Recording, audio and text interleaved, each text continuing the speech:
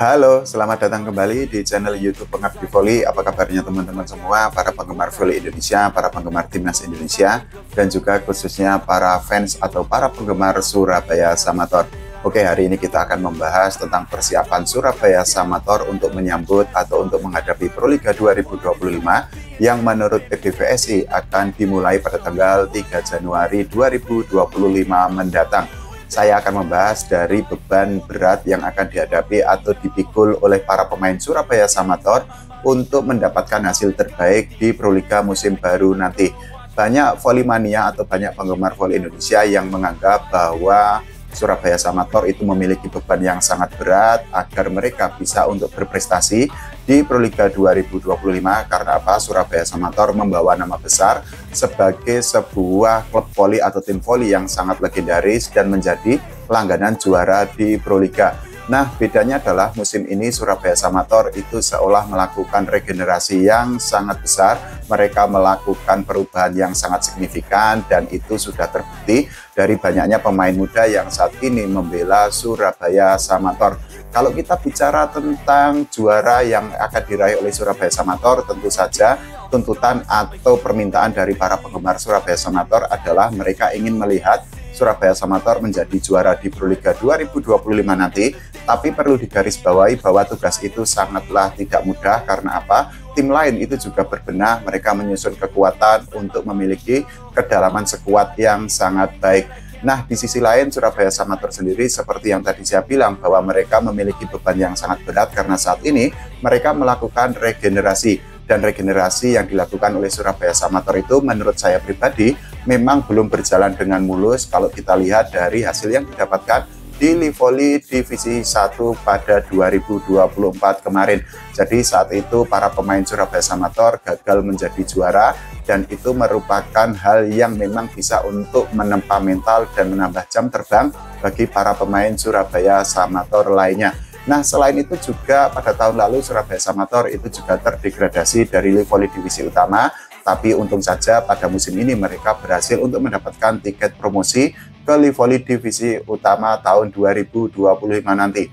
Nah, seperti yang tadi saya bilang bahwa beban yang dimiliki oleh Surabaya Samator itu memang sangat berat karena para pemain yang saat ini membela Surabaya Samator itu adalah mayoritas pemain muda. Mereka bisa dikatakan masih mentah meskipun ada beberapa pemain yang memang pernah mencicipi atau bertanding di Proliga. Selain itu juga dengan status mereka bahwa mereka adalah pemain yang masih muda, mereka tentu membutuhkan jam terbang, membutuhkan masukan, membutuhkan nasihat, dan juga membutuhkan polesan dari pelatih dan juga dari para pemain senior lainnya. Tapi meskipun demikian, Surabaya Samator tetap harus kita akui bahwa mereka merupakan tim dengan mental juara yang sangat kuat. Mereka juga memiliki rekam jejak, mereka memiliki track record yang sangat baik di Proliga. Dan itu juga dibuktikan dari keseriusan manajemen Surabaya Samator untuk membangun kekuatan untuk menghadapi Proliga 2025 nanti. Salah satunya adalah dengan mendatangkan dua pemain asing asal Kuba, yaitu Yaisel Punales yang berposisi sebagai outside hitter, dan juga Livan Tabuada yang berposisi sebagai setter. Nah, kehadiran dua pemain asing itu diharapkan bisa untuk menularkan pengalaman mereka dan kemampuan mereka kepada para pemain Surabaya Samator yang memang belum matang 100%. Selain itu juga kita harus mengakui bahwa Livan Tabuada dan juga Yaisel Punales itu memiliki jam terbang karena mereka itu sudah pernah tampil di beberapa klub, tidak hanya di Kuba tapi juga di Eropa. Bahkan kalau kita bicara secara khusus mengenai Livan Tabuada, dirinya itu pernah menjadi andalan timnas Kuba di VNL tahun 2023 lalu. Nah, tentu saja pengalaman, jam terbang, dan juga kemampuan itu diharapkan bisa untuk ditularkan kepada Teddy Oka dan kawan-kawan ketika mereka menghadapi Proliga 2025 nanti.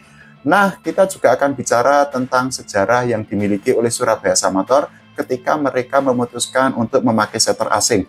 Mungkin banyak volley-mania atau penggemar voli Indonesia yang penasaran kenapa Surabaya Samator itu cukup sering menggunakan atau mengontrak setter asing dibandingkan setter lokal.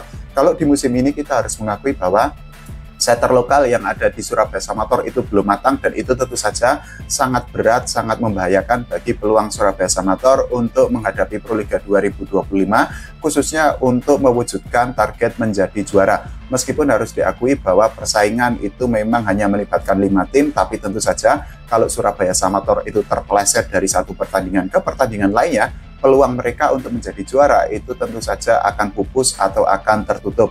Nah, sejarah yang dimiliki oleh Surabaya Samator ketika menggunakan setter asing itu memang sangat bagus, dan kebetulan beberapa setter yang dimiliki oleh Surabaya Samator itu merupakan setter yang berasal dari Kuba. Ini menjadi bukti bahwa sudah ada chemistry, sudah ada kepercayaan antara Surabaya Samator dan juga setter asal Kuba agar mereka bisa berkolaborasi ketika di Proliga. Catatannya juga sangat luar biasa, karena apa? 3 kali Surabaya Samator menjadi juara Proliga ketika mereka menggunakan atau mengontrak setter asal Kuba.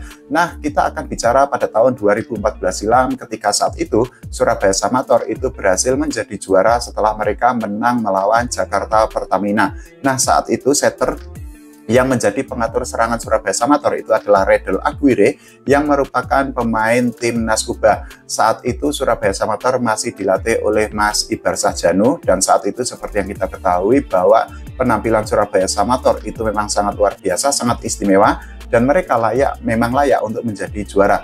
Nah, hal yang sama juga terjadi pada tahun 2018. Saat itu Surabaya Samator lagi-lagi mendatangkan setter asing. Kali ini adalah Yosvani Gonzalez yang merupakan setter asal Kuba juga. Saat itu Surabaya Samator berhasil menjadi juara Proliga 2018 setelah mereka mengalahkan Palembang Bang Sulsel Babel dengan skor 3-1. Saat itu komposisi atau kedalaman skuad yang dimiliki oleh Surabaya Samator itu memang sangat luar biasa, karena saat itu Surabaya Samator seperti yang anggapan banyak orang bilang bahwa mereka merupakan timnas Indonesia mini, karena para pemainnya saat itu masih diperkuat oleh Randy Tamamilang, kemudian juga ada Mahfud Nur Cahyadi, selain itu juga ada Nizar Zulfikar, dan juga ada Rifa Nurmulki. Nah, pada tahun 2019 mereka kembali menjadi juara. Kali itu mereka masih mengandalkan Yosvani Gonzalez sebagai setter untuk mengatur serangan, untuk mengatur attack dari para pemain atau khususnya dari para hitter atau para spiker yang ada di Surabaya Samator.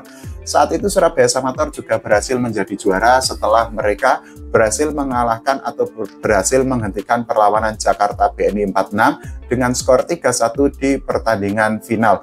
Nah, saat itu lagi-lagi Surabaya Samator bisa membuktikan bahwa keputusan mereka untuk mendatangkan setter asing khususnya asal Kuba itu memang tidak salah, dan memang kepercayaan yang diberikan oleh manajemen Surabaya Samator kepada setter asing asal Kuba itu juga dibalas oleh setter asing asal Kuba itu, khususnya kalau kita bicara tentang Yosvani Gonzalez yang memang 2 musim dirinya itu bisa membantu Surabaya Samator menjadi juara Proliga. Meskipun demikian, kita harus mengakui bahwa di musim ini tugas Livan Tabuada sangat berat, karena komposisi antara Surabaya Samator zaman dulu dengan zaman sekarang itu memang bisa dikatakan berbeda 180 derajat. Kalau menurut teman-teman semua, bagaimana tentang keputusan manajemen Surabaya Samator untuk mendatangkan setter asing untuk menghadapi Proliga 2025?